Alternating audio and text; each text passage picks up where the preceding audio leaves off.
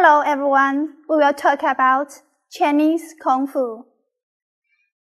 The objectives for this topic are to acquaint you with Chinese Kung Fu, to understand with you the underlying philosophy of Chinese Kung Fu, and to discuss with you the terms and expressions concerned in the field.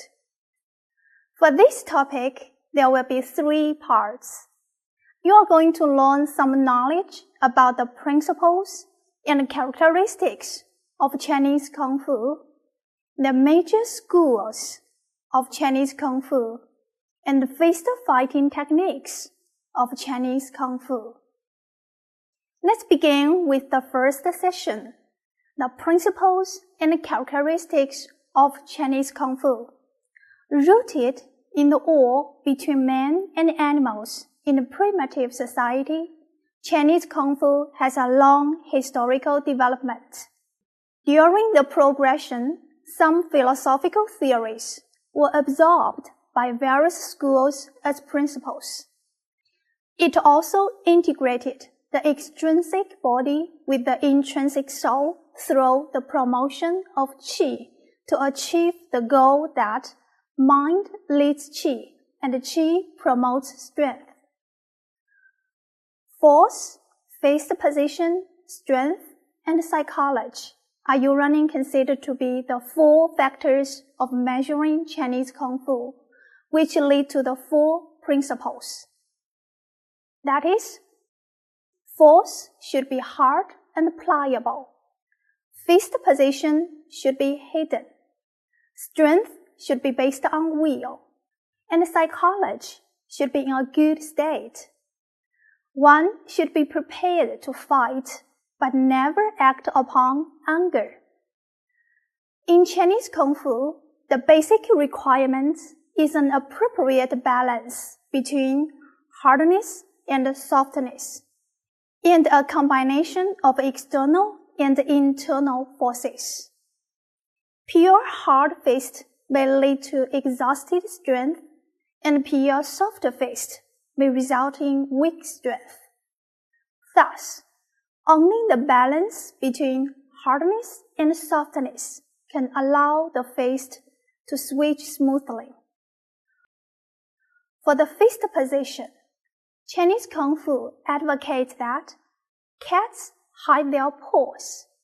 It means the smartest thing seems stupid and simple, which best interprets the discipline of Chinese Kung Fu, neither complicated nor beautiful, but practical.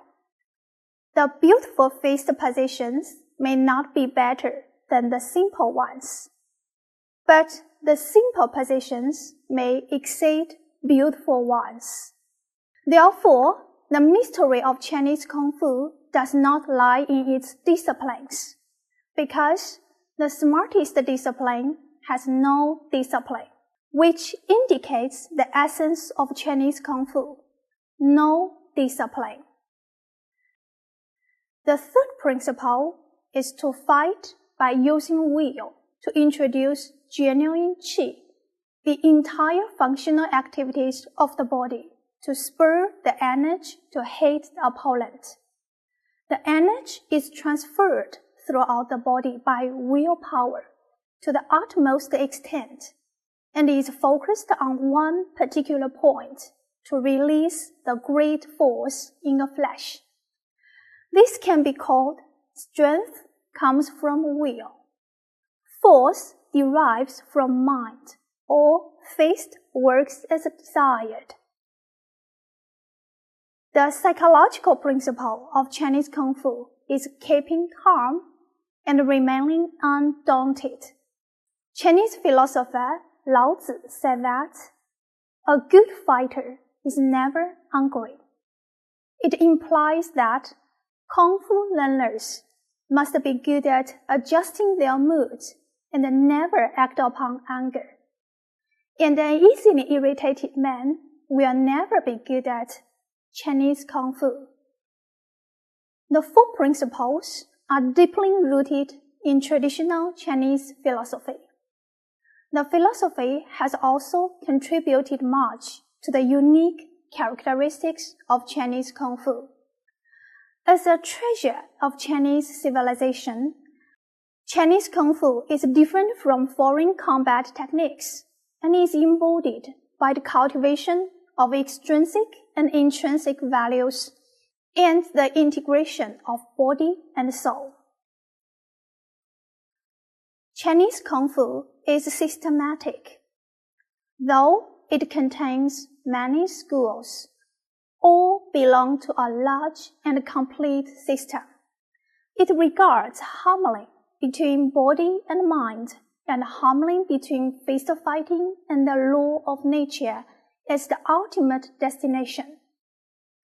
The theories on fist techniques are represented in a complementary integration of Confucianism, Buddhism, and Taoism. While the exercise of Kung Fu, benefiting the internal organs, mainly borrows ideas from traditional Chinese medicine and the Taoist practices of preserving health. Thus, Chinese Kung Fu is actually an ingenious blend of philosophy, medicine, the art of attack and defense, strategy and tactics, and practices of maintaining good health. All these constitute a large and profound theoretical system of Kung Fu. Chinese Kung Fu attaches great importance to gradualness, so a Kung Fu man has to follow a strict procedure, and no shortcuts are recommended. Kung Fu exercise should follow 3 stages: refining spirits into Qi to achieve visible strength, Qi into vitality to achieve invisible strength, and vitality into void to achieve refined strength. From the primary stage, which concentrates on basic techniques and develops strong strength, to the intermediate stage, eliminating strong strength but cultivating soft strength, until the senior stage, combining fist fighting and the law of nature. The process is based on ancient combat techniques and the Taoist health preservation. It starts from external to internal, followed by internal-external exercises, and ends in harmony. What's more, Chinese Kung Fu advocates nurturing Qi and cultivating morality. It means cultivating Qi, integrating the law of nature, developing civil and military capabilities, and going against aggression and violence. Qi is harmonious with rationality and faced with law. Nurturing Qi aims to reach supreme harmony, impartial, neither too hard nor too soft. And it is against emulative thoughts. The more prosperous the Qi is, the weaker the emulative thoughts become. Chinese Kung Fu is considered as a means of moral cultivation and physical fitness. It gives a priority to Kung Fu ethics, requiring followers not to make troubles or bully others, but to help others for a just cause and curb the violent to assist the weak.